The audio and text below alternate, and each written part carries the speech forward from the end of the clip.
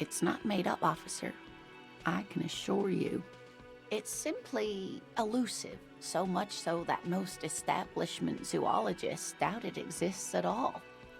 Well, some teenagers making out in the reeds saw one. They didn't know what it was, of course, but there was a brief article in a local newspaper about their encounter with a ghost insect that looks like the reeds.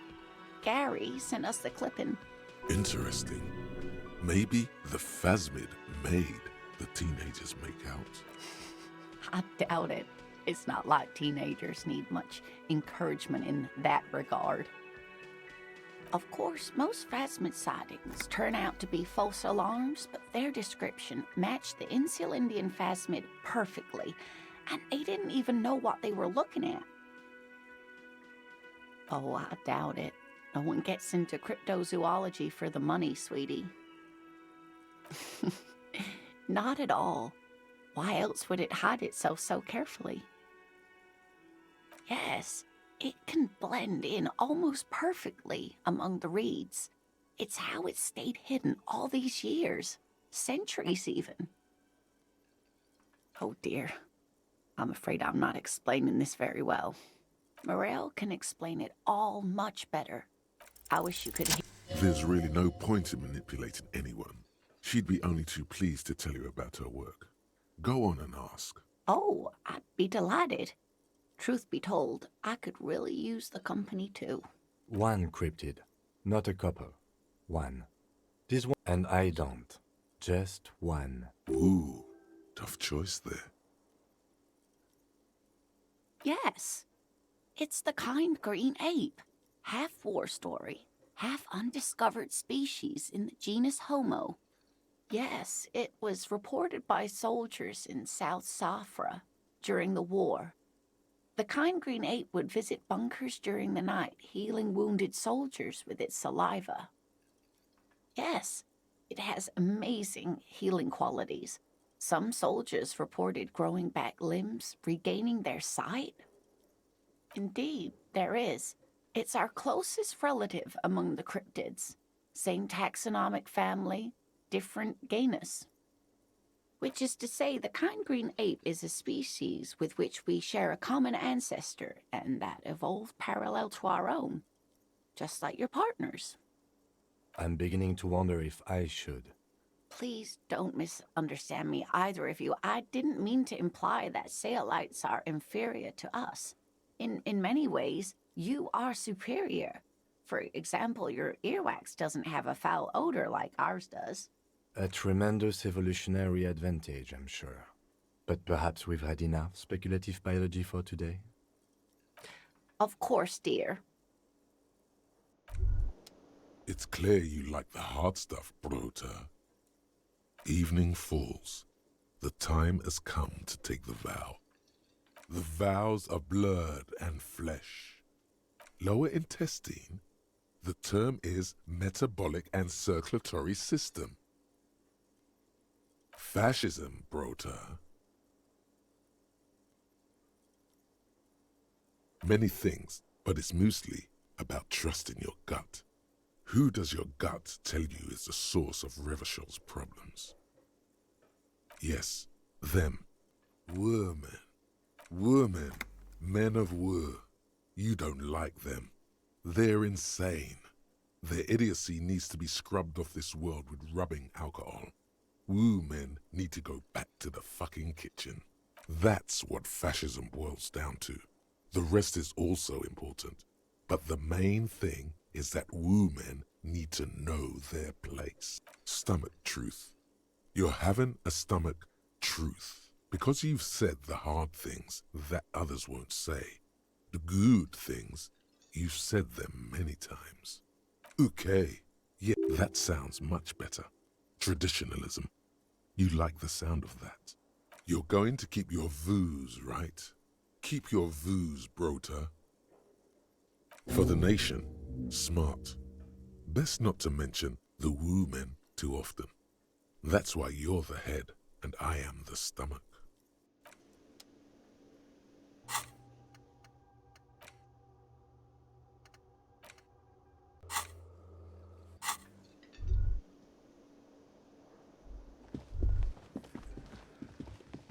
man ponders his cooking utensils and gives you a little nod. Speak Revacholian?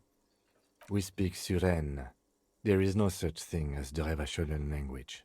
The cook is still smoking, ash falling from between his fingers. His hands are large and clean.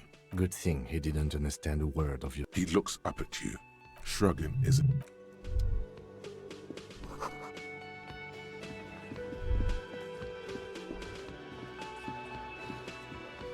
Let me handle this. Detective disorientated. Are you still wondering where you are?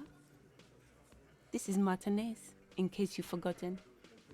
I advise... Her entire character has shifted. This young... Yes, extremely normal. I'm not a gardener, by the way. I'm a legal counselor for the Dock Workers Union. So let's get to it. You're looking for Titus Hardy? You think that's Titus? Talk to him. But know this, I'll be keeping an eye on you. No strong arming, nothing official. The District of Martinez does not recognize your authority to make arrests. It doesn't matter if you recognize our authority. We will make an arrest if we have to. She says nothing. Her glare speaks for her. What are we going to do? The Union is... If anything, it is the RCM who do things to people.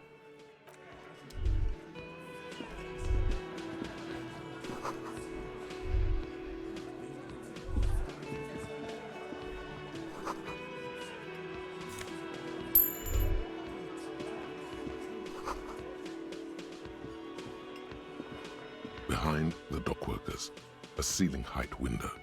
There's a little slide panel up there to let some air in. This is where you say your bed.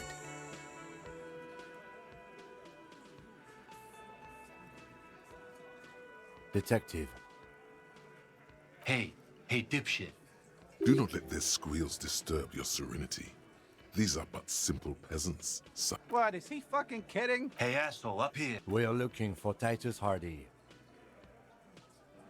Oh, You're sure taking your time, waiting for him to get ripe and pretty for you, huh? Oh, he was a real pretty boy by now. Real hot stuff. Letting out that pretty boy smell. Time to go to work. easy, boys. These janitors have a hell of a job cut out for them. I mean, I wouldn't go in there for $1 million.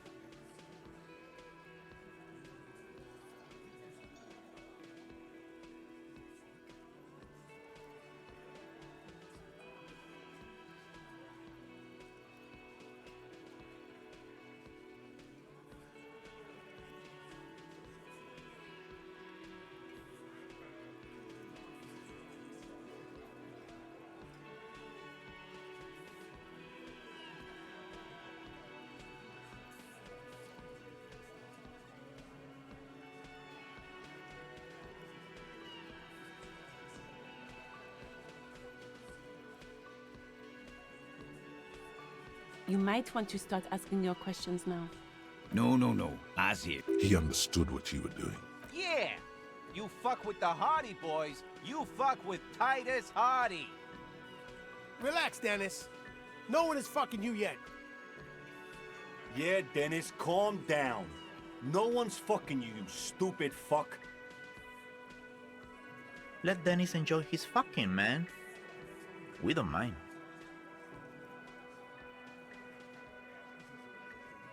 Yeah, you're not even being fucked, Dennis.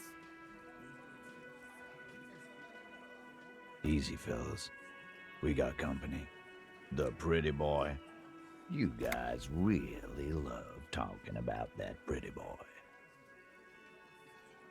Funny, but my partner and I have a serious matter. Well, maybe you should just fuck off then. Don't worry, we are resourceful. Incriminating. Now that's a big boy. Well, Don't worry,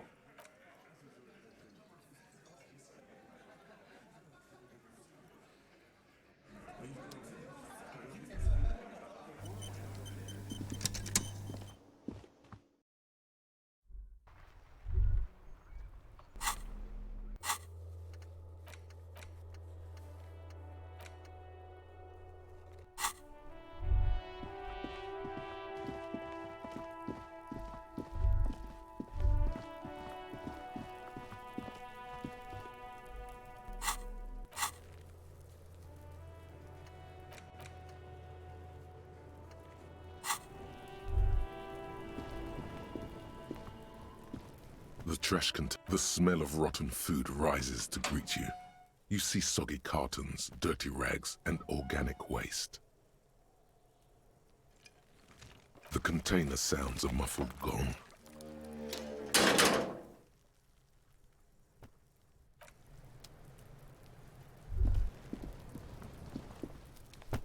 There he still is, looking right through you with his white. As you breathe in, the odor comes over you. It's a... They do after 7 days, yes. We are deep in decomposition here. The man before you is naked, but for a pair of underpants and enameled boots. The material appears to be ceramic. Its clean white stands in stark contrast to the decaying flesh above the knee. The man wore thick polymer socks, probably for padding. A fine array of interlocking plates covers them. These are clearly not boots. They're... Indeed. Technically speaking, these are sabatons, not boots. Oh, the lieutenant uses a memo technique, A6. That's not just any notebook. It's a classic. It's all you, baby. Ceramic plate. Zirconium dioxide, most likely. This is under the hill. Fair weather. Fair weather model T500 VE. I'm guessing that's vitreous enamel. This is advanced stuff.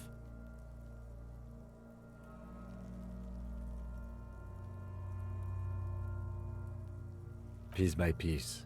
He's been out here for 7 days. It would be odd if they didn't. We should keep a lookout for these species. The armor could yield information. This is one thing he might actually know.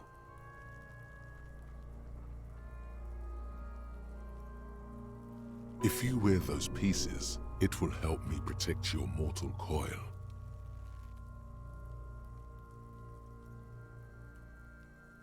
The sabatons dangle off the man's decaying form. A small bell-like sound fills the air, like tapping on the side of a porcelain cup.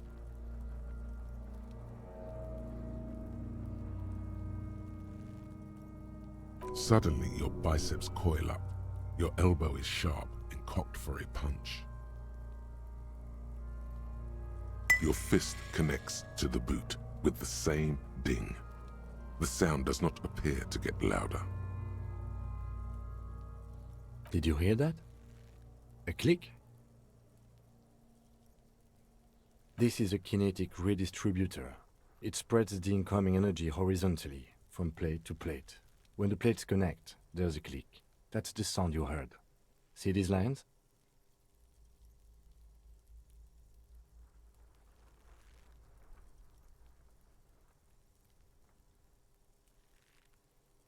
Faint, organic lines cover the plates where they separate into smaller ones. These plates then divide into smaller plates until there are hundreds of them altogether, like whirls of floorboards. The design looks organic, influenced by highly resistant wood materials, like lignum vitae and ebony perhaps. If trees were made of porcelain, this is what their cross-sections would look like. The smooth, glossy surface fractures into ever more intricate interconnections, peaking on the right sabaton. The whirls are in the shape of a letter and number combination, E50, 100, 1000. Good. Can you read it to me? X5415 6745 678222. We have a make and a number. That's something. We can use the radio in my kinema when we're done. Either station can chase it for us. That's for us to find out. My initial report on the area suggests he was a security guard for the harbor company. But that's just hearsay. I agree. This equipment is way beyond what a guard can afford. The stench fills your nostrils. Stop! Pig's gonna pull his head off. Brutal! What's wrong with you, asshole? I don't know, baby. Officer, if I may ask, what were you trying to... The cadaver slowly twists on the cargo belt, his torso covered in tattoos, and extremities blotched pink and blue.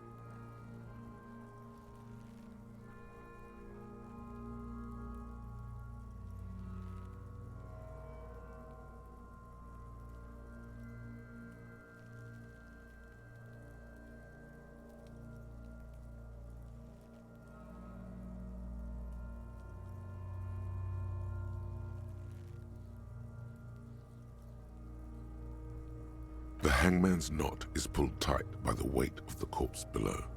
Yellow, hard-edged polyester cuts into his neck. Above, a sliding buckle ties the belt to the branch. This is a steel-reinforced cargo lashing belt, big brother of the regular cargo belt. It's used for tying cargo under 6-rotor airships. Oh my, there's something on the belt. A familiar word that speaks vermilion in yellow letters along the length of the twisting cargo belt. Only a deep longing for vermilion golden spirits. No, you should not get a drink. You should perform an initial inspection of the victim's corpse. We are on the rope part. Airlifting. I thought it was used on lorries for strapping cargo to them.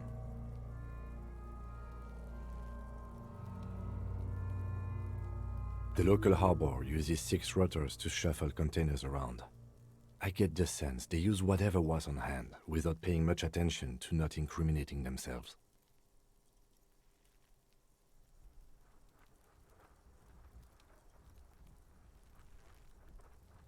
I was afraid it would be. Thin steel wiring, parallel strands. This makes getting him down more problematic than I had assumed.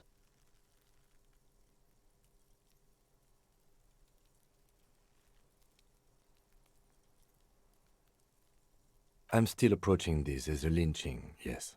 Motivated by the ongoing strike. You?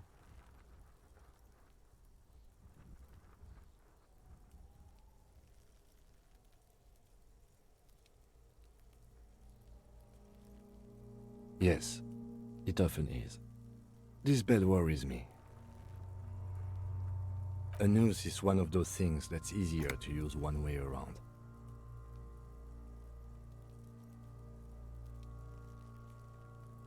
That ladder can't carry a grown man. I didn't see any splintering either, did you? I think they lassoed the branch, then pulled on the belt to close the buckle. Could be. The shape of the branch supports the theory. The cadaver hangs from the cargo belt, limbs limp and torso covered in tattoos.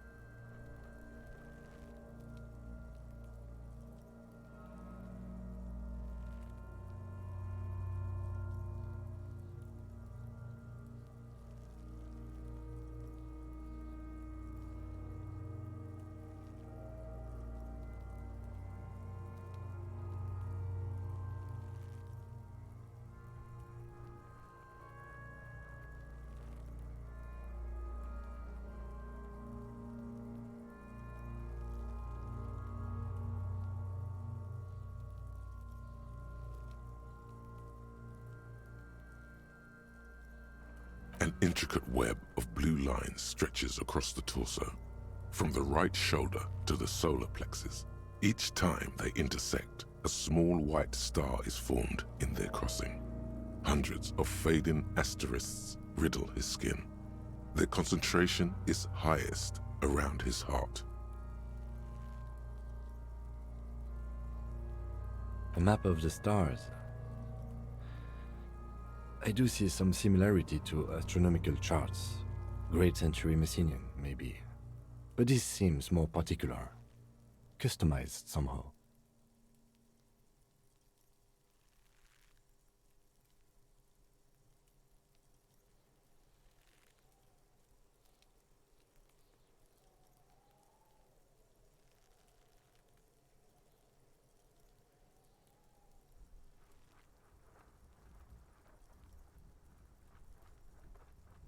As if someone left out most of the night sky, filtering it through personal choice. The principle of this filter remains unknown to you. The thought dissipates, and you... So annoying. He takes a thin piece of milled aluminium from his coat pocket and pulls it open. Sounds like a sword, being unsheathed. Shit, Kuno! What the fuck is that? An instant color camera. I have only 2 ampoules, so nobody move. I don't want to waste one. A sound, a shrill flash, followed by the breaking of a small ampoule of glass. You see streams of color pour onto the thick, glossy piece of paper, rolling out. In case we need it. Yes, it is pretty cool, isn't it? It contains insight to the victim's person. By his build, I'd say this was a man of physical violence. The story he wanted his body to tell was important to him. It is his letter to us. Sure, just don't lose it. The glassy-eyed corpse looks by, his mouth mute and his skin as colorful as the chemical rainbow on the photo paper, teeming with opportunistic organisms. His eyes are milky white and blind to the world, protruding comically from their sockets. There is no one home, just subaquatic terrors there.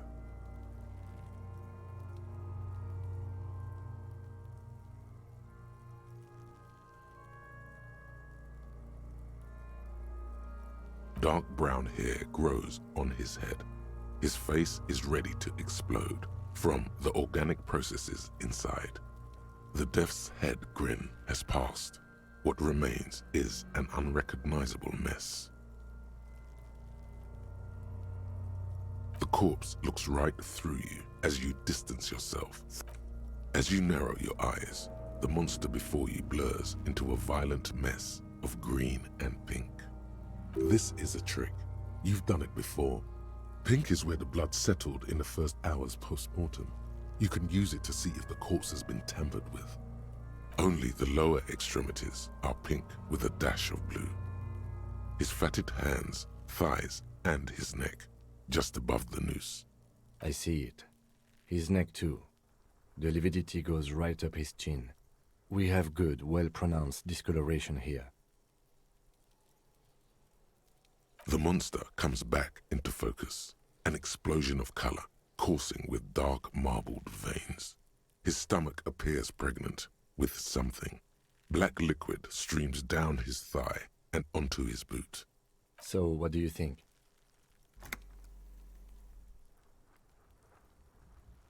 Agreed, especially on the neck.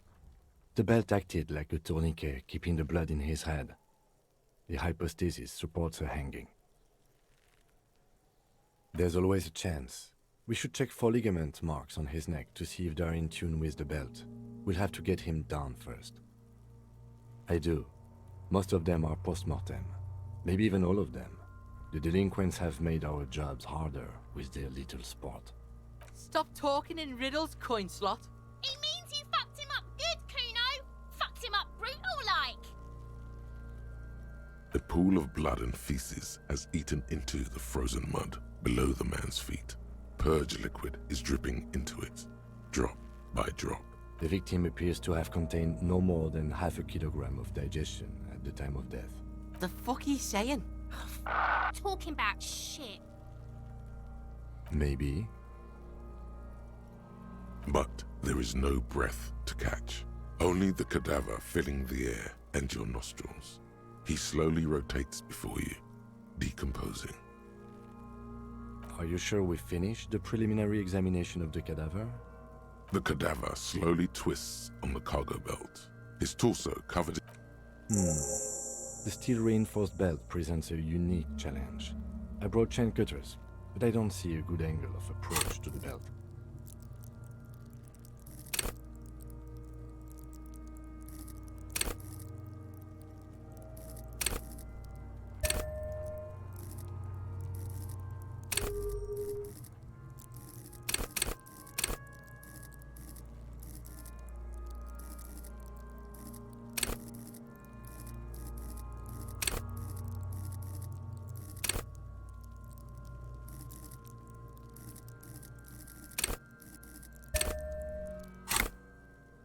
He doesn't actually think the challenge is unique. The cadaver is a good 1.2 meters up. Neither one of us can reach the bed without assistance. And even if we do, there's the question of cutting the airship strength material. Yeah! Bang bang! How? Where the buckle ties the rope to the... Where? Ah, yes, I see. If the shot hits that, there might be a chance to release the bed. Yeah, now we're talking. Entertain the Kuno with some shit. They'll miss! The pigs will miss Kuno!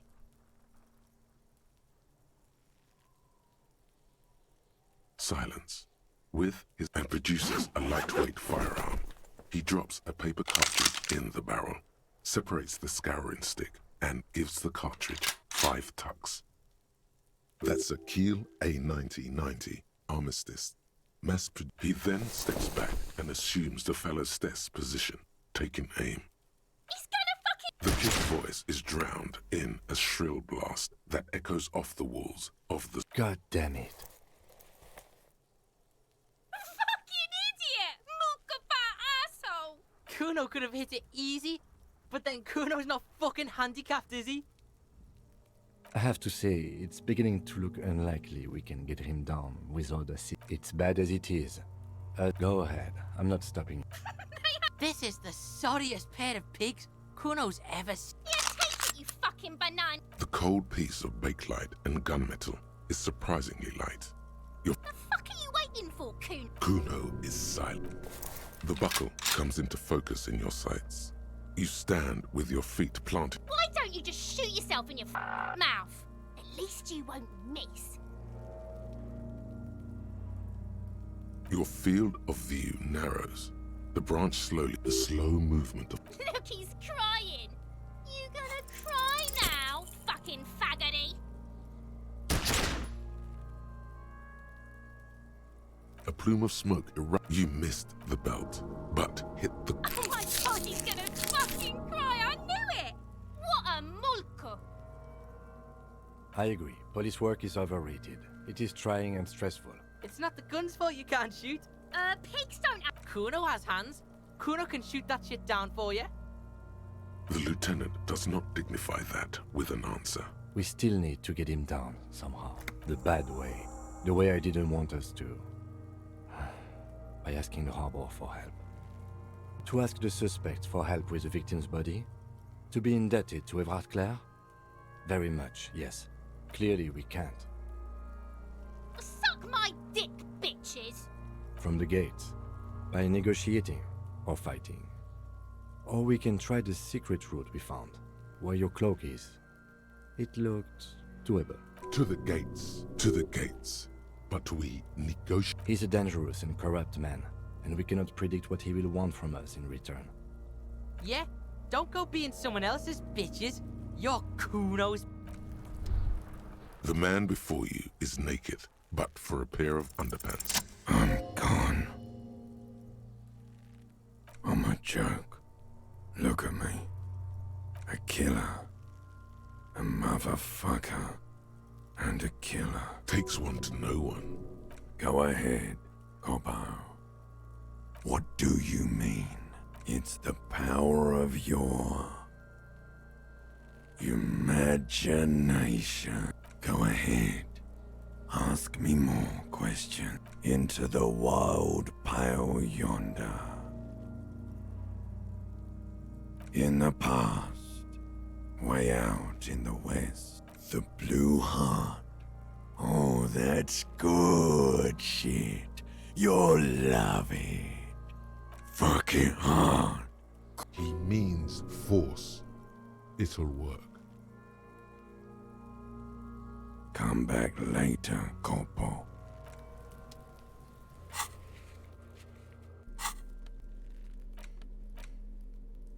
An intricate web of blue lines stretches across the torso of the hanged man, from the right shoulder to the solar plexus. Each time the lines intersect, a small white star is formed in their crossing. Hundreds of fading asterisks riddle his skin. Their concentration is highest around his heart. It still kind of looks like a map of the stars in the night sky, but something's not right.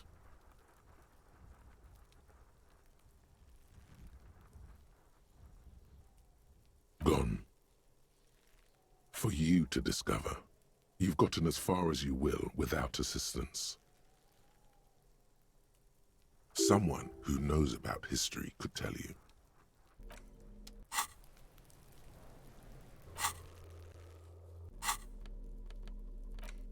It's the ledger you found in the trash. A cabbage of... Just relax. The two sides of the board are slightly... The slides snap back into place. Without resistance, 2 ticket stubs and a handmade postcard. 2 octopuses are smiling, reaching their tentacles toward each other in the colored pencil drawings. The tickets permit access to the zoo in Revachol East. The aquarium costs extra. These let you go there, too.